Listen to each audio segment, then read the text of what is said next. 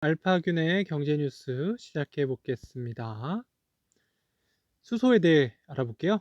네, 수소 요거 샵 검색하시면 되고요. 영업이익 11배 뛴 효성 1,000억 원대 대규모 투자 이어간다. 김성훈 기자고요.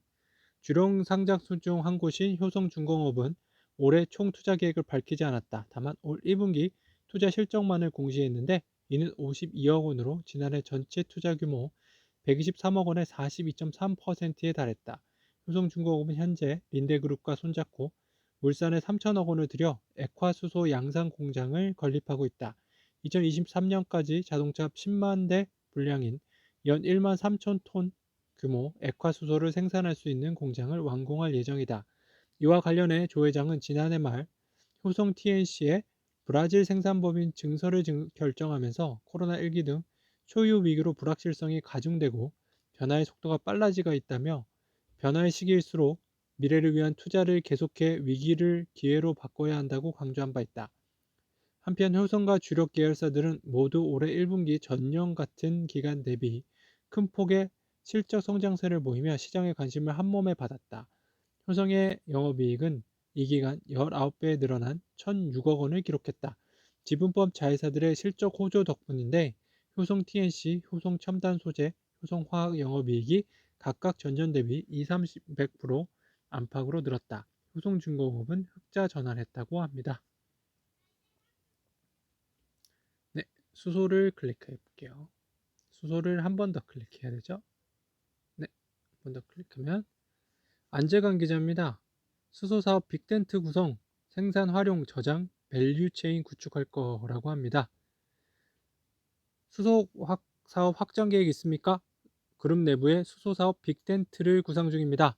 수소 사업자를 조만간 출범시킬 겁니다. 지주사 코오롱을 중심으로 사업회사인 코오롱 인더스트리, 코오롱 글로벌 등이 참여합니다. 수소의 생산과 도입, 운송과 저장, 활용과 충전 등 모든 사업 영역을 아우를 계획입니다. 다른 그룹사에 비해 다소 늦었지만 매우 구체적이고 확실한 전략을 갖고 사업을 펼칠 예정입니다. 다른 계열사들은 수소 사업을 어떻게 하나요? 코오롱 글로벌은 풍력 발전 사업을 수소 생산에 활용할 것입니다. 물을 전기 분해하는 수전의 기술만 확보하면 수소를 대량으로 생산할 수 있습니다. 이때 필요한 전력은 풍력 발전을 통해 조달할 계획입니다. 또 아파트 단지에서도 수소 연료 전지 발전으로 전기를 생산할 수 있다고 봅니다. 계열사 코오롱 글록텍은 고압용 수소 테크를 개발 중입니다. 3년 전에 비아냥대더니 현대차 넥소 판매 역주행에 깜짝 놀라네요. 네, 이게 수소를 충전하는 모습의 사진이에요. 네. 수소 전기차는 수소를 태워 전기를 생성하고 배출가스 대신 물만 내뿜는다. 오염된 공기를 흡수하더라도 공기 정화 장치를 거쳐 운행할수록 공기가 깨끗해지는 효과까지 낸다. 현대자동차가 지난해 9월 일본 도쿄에서 벌인 글로벌 수소 캠페인에서 수소차 넥소가 제출하는 물과 에너지를 실내 정원에 연결한 모습입니다. 안재관 기자입니다. ESG에 꽂힌 롯데 수소 사업에 뛰어든다고 하네요. 수소는 다르다. 기존 사업과 연관성이 높고 시장도 이제 막 형성되고 있다. 롯데케미컬의 자회사 롯데전밀화학은 국내 최대 암모니아 사업자다. 롯데케미칼도 화학 공정 중 나오는 수소를 다뤄본 경험이 많아 노하우가 상당하다. 수사 분야에선 확실한 선두 기업이 없는 만큼 충분히 승기를 잡을 수 있다는 판단을 했네요. 고두영 기자네요. 수소로 눈 돌리는 산유국이라는 기자인데요. 와. 최근에는 UAE의 핵심 토우국인 아부다비가 수소에너지 개발 사업에 뛰어들었다. 아부다비는 수소에너지를 차세대 먹거리로 선정하고 국영지주회사 등 세계 기업을 묶어 아부다비 수소동맹을 결성했다.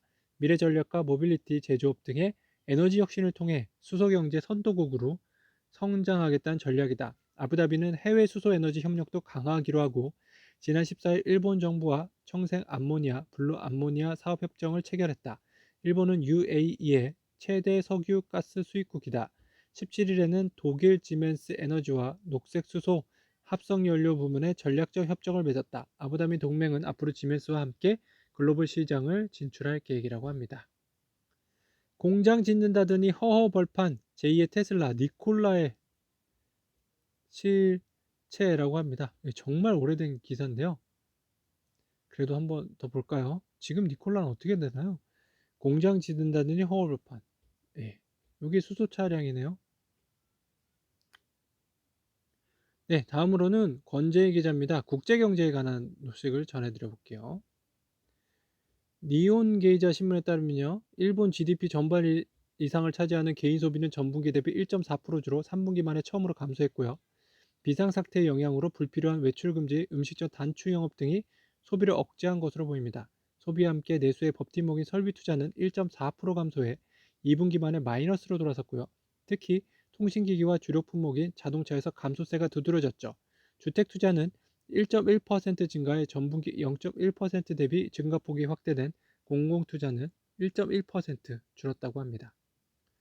문성진 기자입니다.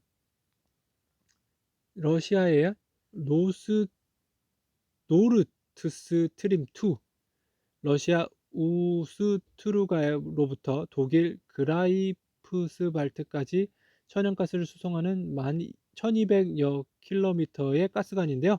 이 공사를 마치면 러시아에서 독일로 수송되는 가스 규모는 기존의 노르트 스트림 1을 더해 2배가량이 되고, 독일은 가스 대부분을 러시아에 의존하게 됩니다. 이에 따라 러시아가 2014년 크림반도 합병 때 가스 공급 통제를 우크라이나를 괴롭혔던 전략이 다시 거론되는데요. 러시아가 유사한 방식으로 유럽 국가들을 쥐락펴락할 가능성을 배제할 수 없기 때문입니다. 그럼에도 독일은 노스트 스트림 2 공사를 강행하고 있고요. 에너지 수급 문제를 해결하고 남는 건 외국에 팔아서 일거양득을 노리겠다는 계산인 것 같아요.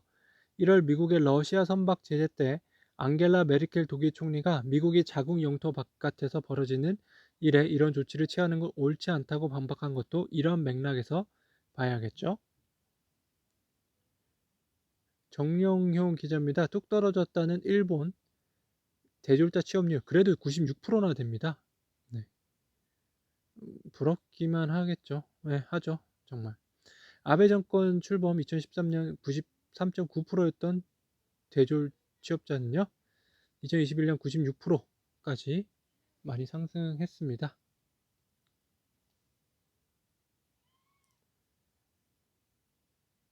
박계영 기자입니다. 단기 백신 수합 후 중장기 모더나 위탁 생산, 투트랙 전략 솔솔. 삼성바이오로직스에서 병일 생산을 맡게 되면 현재 아스트라제네카 백신을 SK바이오사이언스 안동 공장으로 바로 국내로 출하가 가능한 것처럼 국내 생산분 백신을 바로 조달할 수 있게 됩니다. 이 때문에 정부가 8월 국내 제약사에서 대량 생산이 가능할 것으로 언급한 해외 승인 백신이 모더나 백신일 가능성이 높게 점쳐지고 있고요.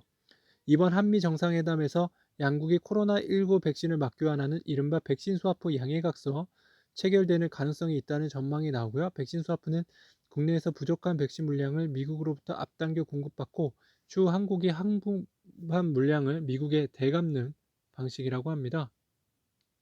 백석영 기자입니다. 자산시장의 복병과 심리적 편향이라고 하네요. 환율에 대한 내용인데요.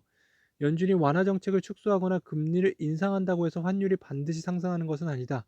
그 반대 사례가 대표적인 시기가 2013년 하반기와 2017년이다. 2013년에는 연준이 5월에 테이퍼링을 언급하면서 미국 실질금리가 상승하고 달러화가 한 달 남짓 상승했다. 그러나 2013년 하반기에 들어서자 원달러 확률은 크게 하락했다.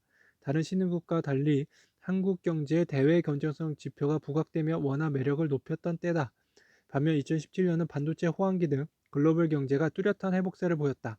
한국의 수출도 사상 최고치를 경신한 덕택에 환율이 1년 내내 내리막길을 걸었다. 한국의 수출이 증가하는 국면에서 월달러 확률은 하락하는 경향이 나타난다고 합니다. 경제는 사람이 하는 것이다. 조장욱 컬럼니스트네요. 통계청의 발표에 따르면 지난 4월 실업률은 4%고 고용률은 60%다. 실업률은 1월 5.7%로 외환위기 휴유증이 아직 가시기 전인 2000년 1월 이후 가장 높은 수치를 나타낸 다음 하락하고 있다. 고용률은 57.4%로 금융위기 여파가 가라앉기 전인 2009년 2월 이후 가장 낮은 수치를 나타낸 다음 상승하는 추세다. 문 대통령이 당선된 2017년 5월 정치적인 소용돌이에도 불구하고 실업률은 3.6%, 고용률은 61.5%였다. 그와 같은 실적은 2017년 내내 지속됐다. 그리고 2018년이 되면서 실업률은 4%를 넘나들기 시작한다. 그 사이 소득주도 성장이라는 전대미문의 경제 실험이 진행되고 있었고 부동산 정책은 계속 실패를 거듭했다. 비정규직, 청년 실업, 소득 분배 등 정부가 개선하고자 한 지표는 모조리 악화됐다고 하네요. 자, 알파gün의 경제 뉴스 오늘 여기까지 전해드릴게요. 좋은 하루 되세요. 감사합니다.